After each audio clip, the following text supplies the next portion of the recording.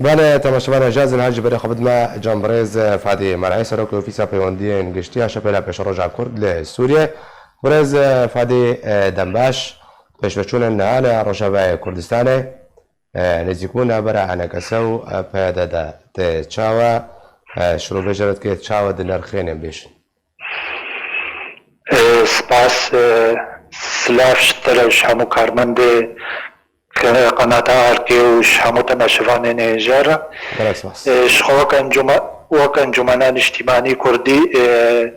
داخواني ما تشج هيئة دستيا سروقاتية و تشج امينداريا قشتي انجمنان اجتماعي كردي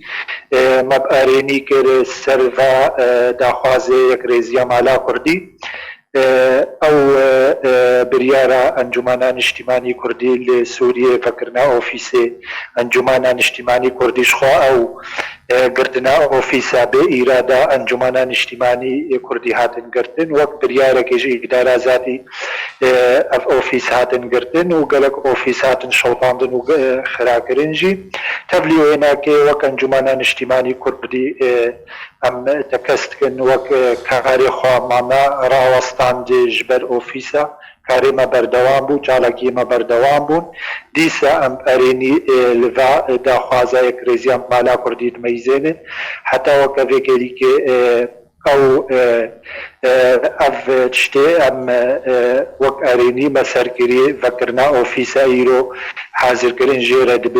اف اوفيس ورن فكرن حموم باجاري كردي او اشراف سر بكيل غوري بريارا امين داريا گشتي انجمن اجتماعي كردي او اوفيسا كاروباري انجماني خوجهيج بوي اف اوفيسي هاني الباجاري كردستان سوري تابعي اوفيسا كاروباري انجماني خوجهينا جبر که افنا که گافنا باورینا افنا وقت بیجه ریکفتن نقاباما و پیادیدا ریکفتن نقاباما و پیادیدا نگری داینا بفکرنا اوفیسا و گردی انجمنان اجتماعی کردی و اما که انجمنان اجتماعی کردی ام میزنن وقت بريارة كونغرس يمين انجمنان اجتماعي كردي قرار كريد كونغرس خويس يمين دا ريكفتني بريك ودناف مدى هاي هولير وهولير ددو ودهوك وملحقاتي فينا ام دميزينن او بنقاكا قو بكي جار سريكي جبوي يكريزيا مالا كردي باشا برز فادي تبعسا بكرنا مكتبة كرو بريانا كارينيتا بسن كرم بيجن قناغا بشتي بكرنا اوفيسان جورا چالاكين كوانا كسيويتي دا انجام ديشو جورا چالاكينا برش خوا چالاكي انجمنان اجتماعي كردي للسوري نرى وسطانا حتى وكفيكي لكي راستا يعني دستێکات دەمەزەڕاندنا یەکەمین پارتی سووری 57دا بەرێوی وەختی ئۆفیس نەبوون ئۆفیسێ پارتیە سیاسیوی ئەنجومانە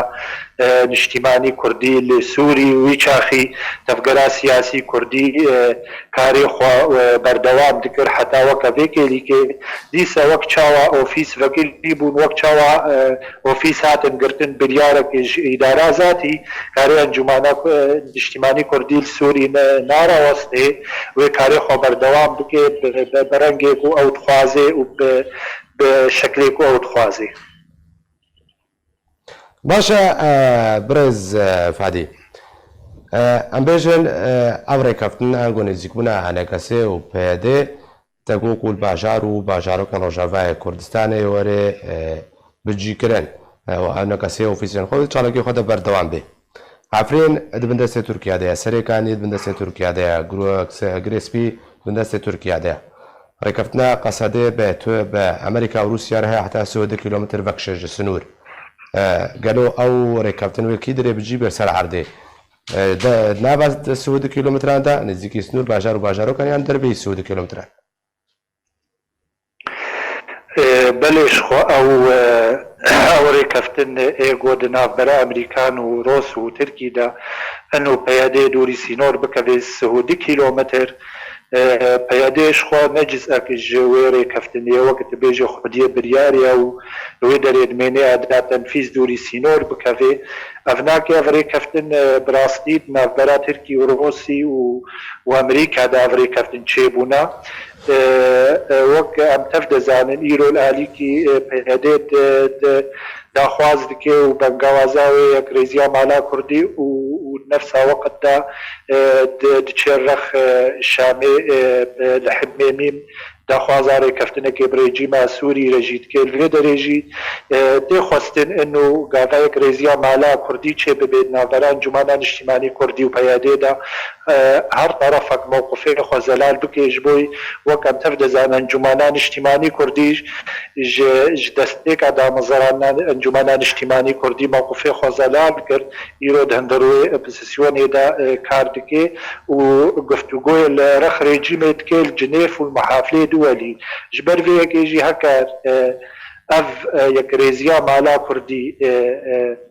li her du navbera her du tarafa de divê her tarafek mewqifê xwe zelal bike hem ji aliyê opozisyonê ve û hem ji aliyê rejîma Sûrî ve jî ji ber vê yekê em bêjin ev mesele derbaskirina Tirkî serêka heniyê û Efrîn û Girêspî ev nake cizek ji itîfaqa Rosa Tirkî Emerîkî bû biryarek zêdeyî taqata tevgera Kurdî li Sûrî bû tevgera siyasî Kurdî li Sûrî ne cizek ji vê itîfaqiyê bû wek çawa ev her sê dewlet serva herêma tefiqîn wek bajarê Efrînê çawa bû muqayeda di navbera غوطا و عفرین دا ایرو اف باجاره دی جی وقت و تب دزانن مقایده نقبه و هر سی دولت دا و ریکفتنید ناف برا هر سی دولت دا چید باشا برز فادی نها شرکی گران باجاره ادلب هن عبر ترکیا و رژیم اسد و رژیم اسد جده پیشوچونه ده بردوامه ترکیا گفا انجامدن اپراسیون لشکری که هتخوازم توی چند بدخویا کردن پشتی چارەسەرکردنا کریزە ئەدلەبێ چ بە لەشکری بە چ بە سیاسی بێ پشترا مەترسیل سەر ناوچەیەکی کوردیەک و مانە هەیە یان نا بڕاستیش خواف پێشکەتنا ڕێجیما ئەسەر دەردۆرە ئەدلبێ و وەک تەف دەزانن مەهارەت نەعمان و پێشکەتناوی حتا گەهای سەراقە بژی رژیما سووری ئیرۆنا ئەو خودی هێزات بێژە مەزنە گۆکار بێ تەناخوا بێ پێشکەتنێ بکێ هەروەها ڕۆسیا پشتگیریاوێ بکێ و هەر گاڤەکە رێجیما ئەسەد ناوێژێ بێگومان دەوەخ دەرژ رێجیما کۆکی دناوبەرا ترکی و رێجیما ئەسەدە و چەند عسکەرێ ترکی و ڕەخێدی چەند عسکەری سووری ژی هاتنە کوشتن بس روس و تركيجي متفقا سرفي بيشكدني وك جوينة كد نافدرا تركي وروسي ذهبوا بالسروقاتيا سيرجي فريشين روسي و ليه تركيجي تركي رو لافرو نشتبون واجي تكسكر في حال نجهنا ايمانا كيجبوي شارة سركرنا كيجبوي وضعي ادلب او وملفي ادلب ورفعنا الجرايسي تركي ويا روسي رجبر فيها كيام دبيجن مثلا ادلب مقايضة اوجي قريدايا بروشا سوري قشتي فجي بيشكتنا رجيما اسد جبوي دفري ادلب اريكرنا روسا وامريكانا السرهية پشتگیریا روسی و هروها هر سه دولت پفنا متفقا هر پشکتنا که دولت و هر دولتك خوازي مصالحي خو مكتسباتنا بهتر بكسبين سر حسابي ملاتي سوري بتفاهي گەلک سپاس ژوێ برێز فادی مەرەهەیە سەرۆکی ئۆفیسا پەیوەندیم گشتیە شەپێلە پێشڕۆژا کورد لە سووریە سەرگەل من بی گەلک سپاس